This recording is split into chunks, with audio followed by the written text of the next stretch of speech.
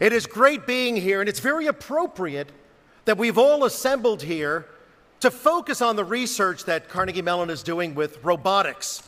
And it goes back to the great phrase that founded this institution coming out of Andrew Carnegie and that Jerry referred to. And how about Jerry without a tie?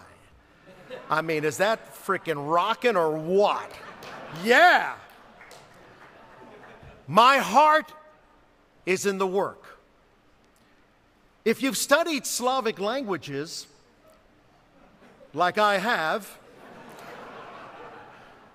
you will know that the word for work in Russian and other Slavic languages is robota.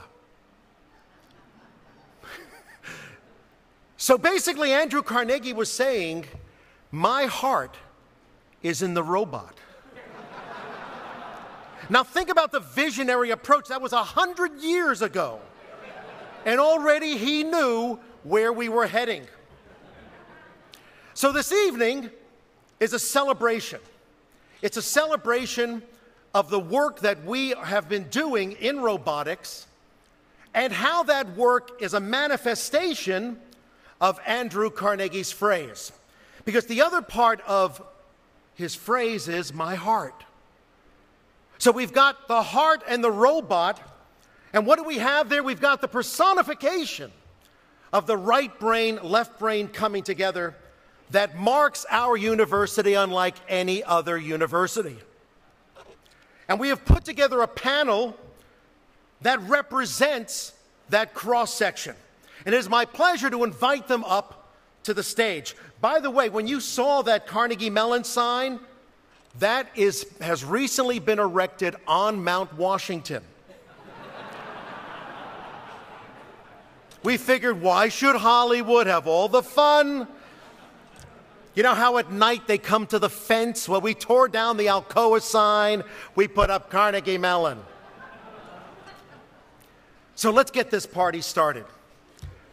It is my pleasure to introduce to the stage, 31 years means glasses, Jodi Forlizzi, an associate professor from Human-Computer Interaction Institute and the School of Design. Jodi, come on up.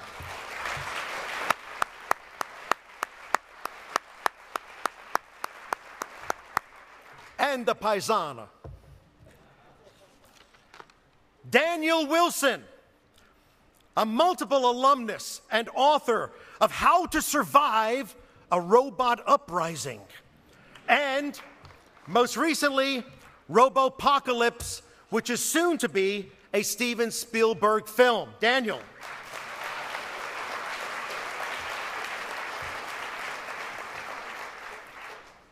And a fellow New Yorker, Howie Choset, a professor in the Robotics Institute at Carnegie Mellon. Howie, let's give all three.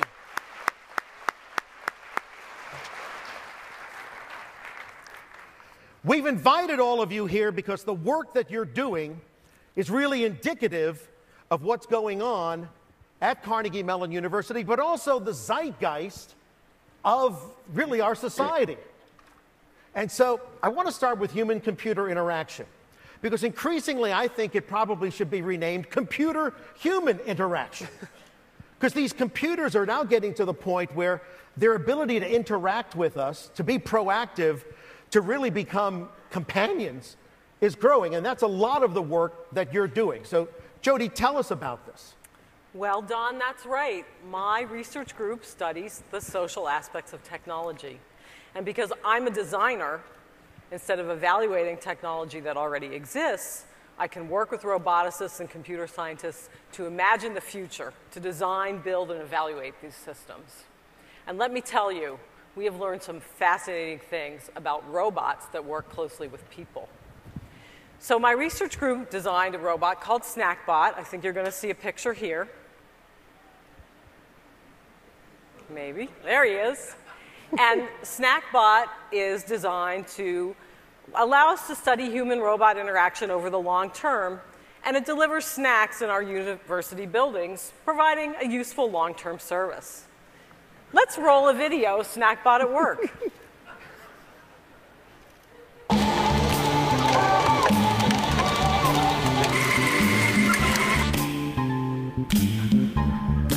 I have an order for Kathy. Please take your cookie. Thanks, Kathy. Enjoy your snack. I hope you have a wonderful day. Goodbye.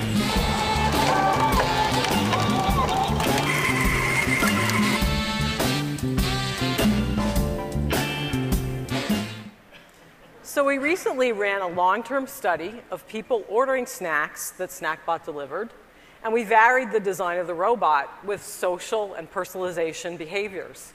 In the social behaviors, the robot chatted with people about things that the organization knew about, like Carnival. In the personalization condition, it would do things like remember what kind of snacks you took, offer to do a stretch with you, or bring you a special personalized snack. And we found that personalization increased people's rapport and engagement with the robot. So this is a robot that delivers snacks. Okay, there's more to it than this. I mean, how is this robot able to deliver snacks? And what kind of snacks does it deliver? Well, one interesting thing is that the robot brought fruit and healthy snacks, but also candy bars and cookies. And we found that people would maybe change their behavior if a robot knew that they had a cookie every Friday. It might inspire them to make healthy choices. We also learned that the reality of robots working in the real world is they break down, and that robots need to gracefully recover from these breakdowns. For example, Don, did you know that people like it when a robot apologizes?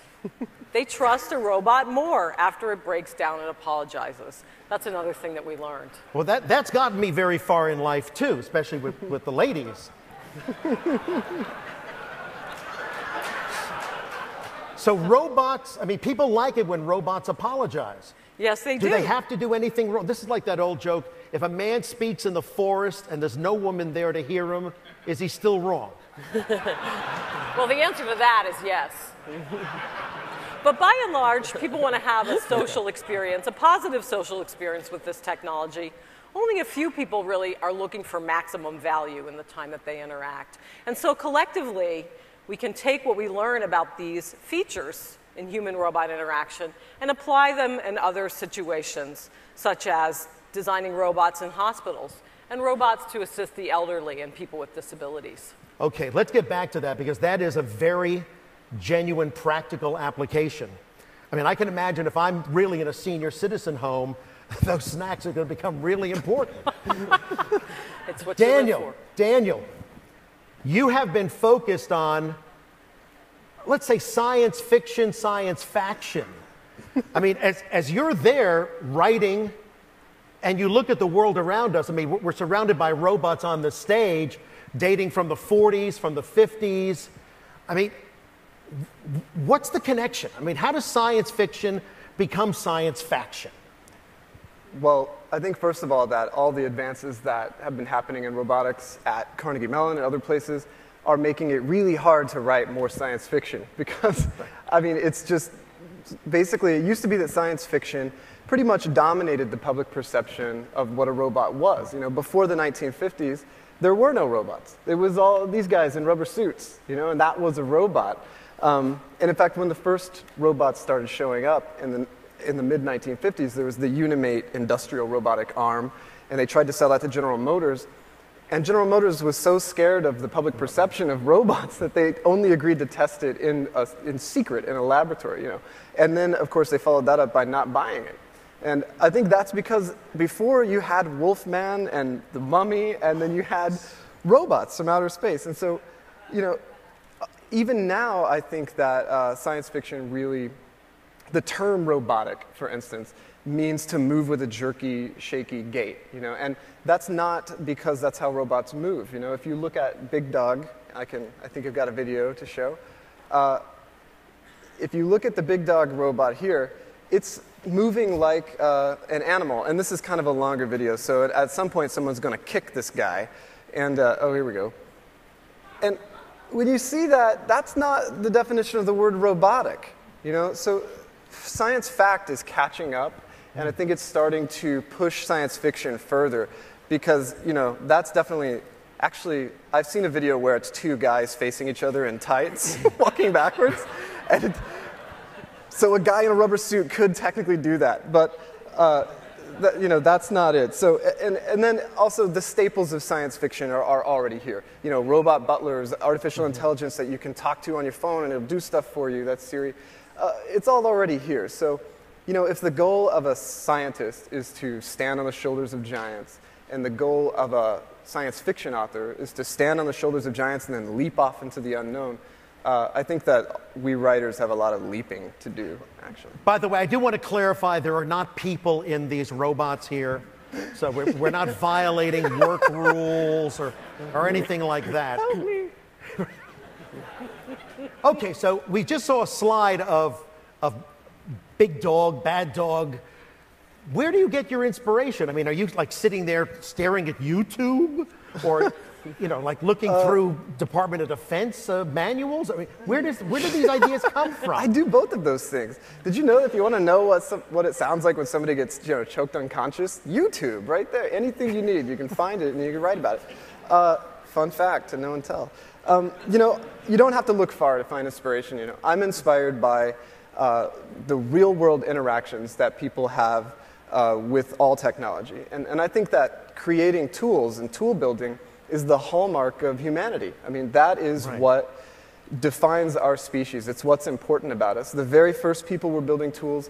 We build tools. People in the future are going to build tools. And there's this whole trajectory to humankind. And it's really fun to actually build the future, as some people do. It's also really fun to try to figure out where we're going and how we're going to get there and what it's going to look like when we get there. So I think fact and fiction have both got parts to play there. And it's a great time to be thinking about this stuff, because we live in a world where a 20-year-old kid in a college dorm can come up with some internet idea and fundamentally change how hundreds of millions of people interact socially, and do it in a couple of years. And so the scope of technological change and the rate of change are just unprecedented, And so there's inspiration all around us for that.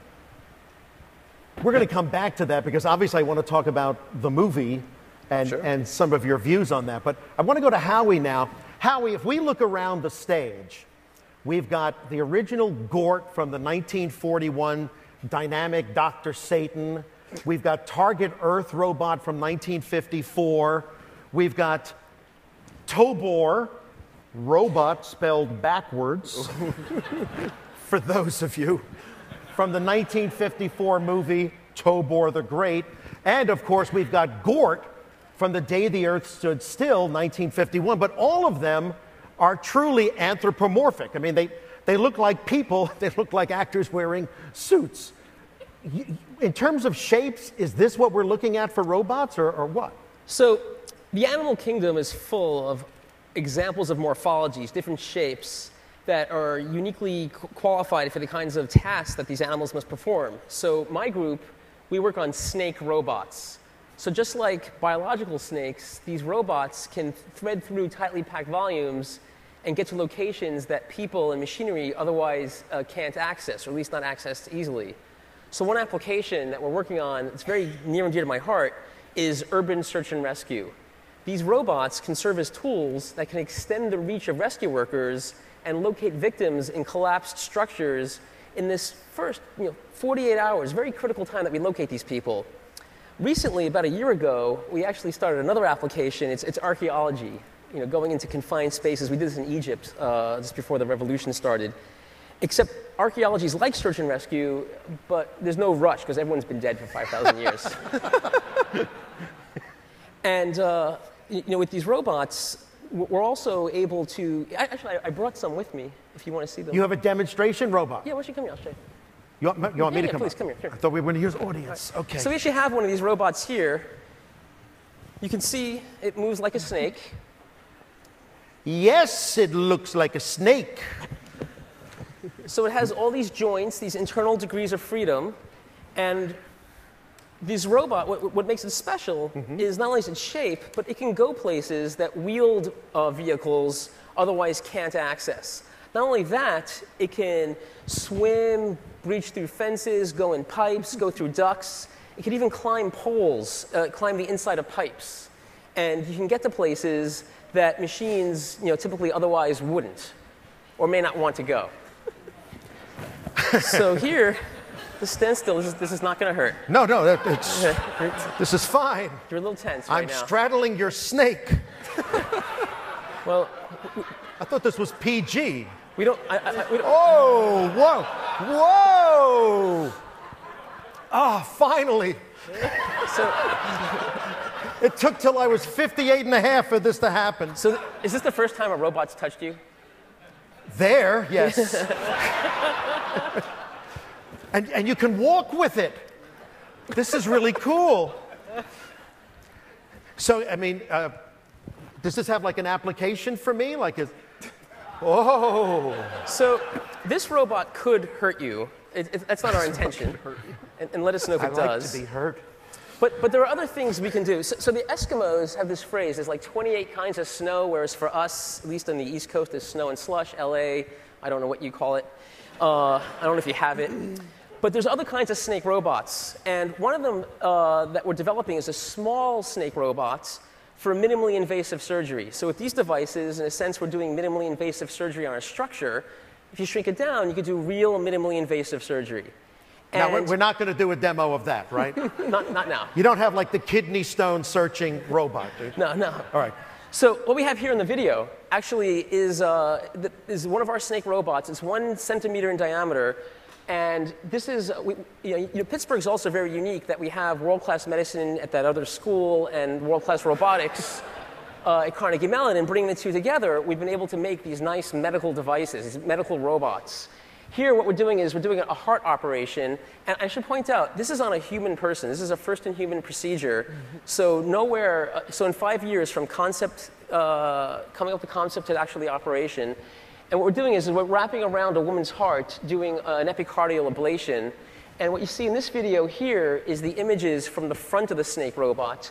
The white is her lungs, the pericardium is transparent, and what's on the left is the heart beating. The image is a lot better, actually, but we lost some resolution when I compressed the MPEG. But the idea is she was able to get this epicardial mapping without having her chest cracked open. And a procedure which would take, 10, 11 months to fully recover from, she went home the next day from the hospital without any complications. Okay, that gets a round of applause.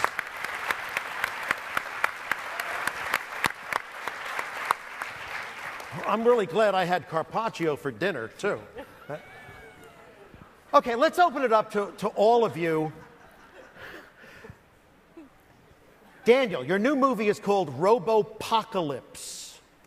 Now, I've heard the word apocalypse used before, and it's not good.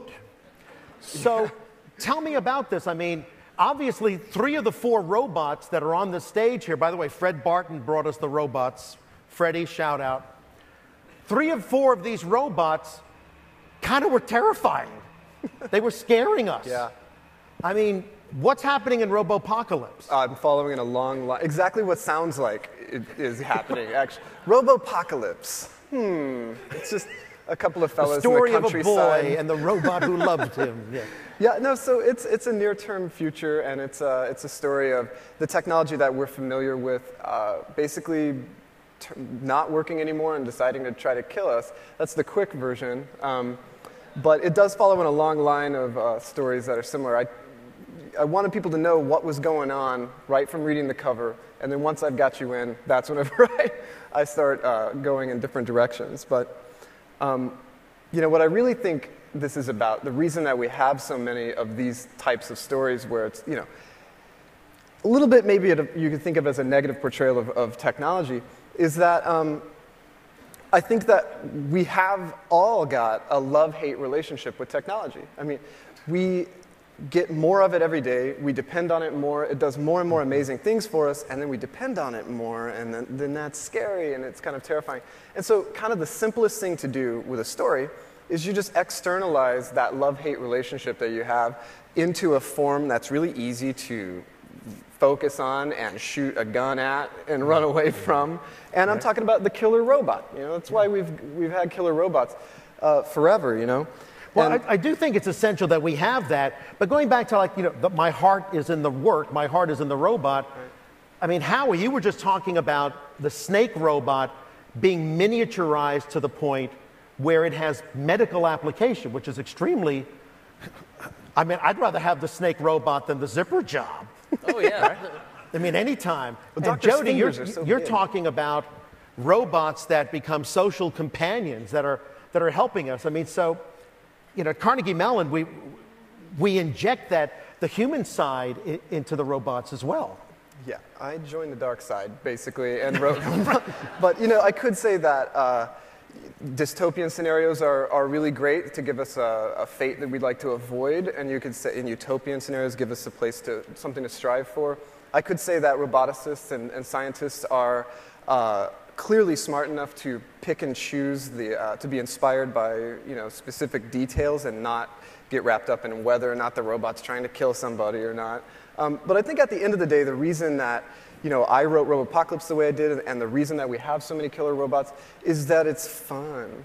It's a good story. Yeah, destroying the Earth has always dramatic. been fun. It's dramatic. I mean, you have these life or death stakes, and these robots are really fighting people all the way to the death, you know. And so I'm just going to check my cheat sheet here.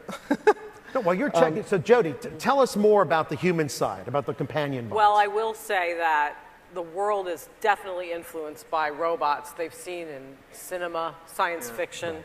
And so part of the work of people who are designing for the real world is to help work with the expectations of people. So even when things have something that's a tiny bit social, like a floor cleaning vacuum, people want to anthropomorphize it, socialize it, give it names, you know, have reasons for why it behaves the way it does. And so we need to design very carefully to work within that landmine, if you will, of yeah, when you talked about robots breaking down so much, I was thinking it would really work out here in LA.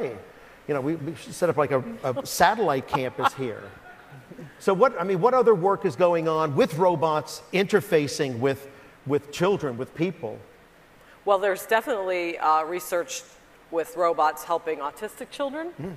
We have research with robots helping elders and their caregivers to keep people staying more independently in their homes longer.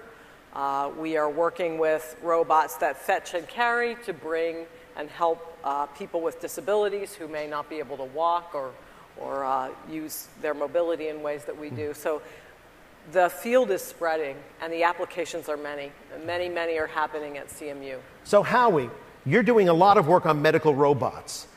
Is the idea to replace doctors? I mean, is this the doctor's best friend? What? So, am I still going to get a bill? What's that? So, as Daniel brought up, there's this love-hate relationship with technology. And with medical robots, first and foremost, what's most important is that it improves patient care. So it's less pain, people in the hospital a lot less time, the costs go down. That's the most important thing.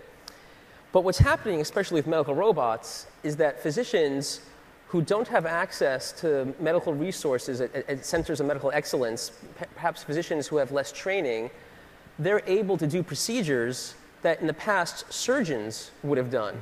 So now we're democratizing medical care. We're offloading the responsibility from surgeons. What this has is this interesting side effect that now that more medical care is being delivered, it's actually creating jobs, because now more people can deliver medical care. So we're disseminating, creating jobs. It's all the good things.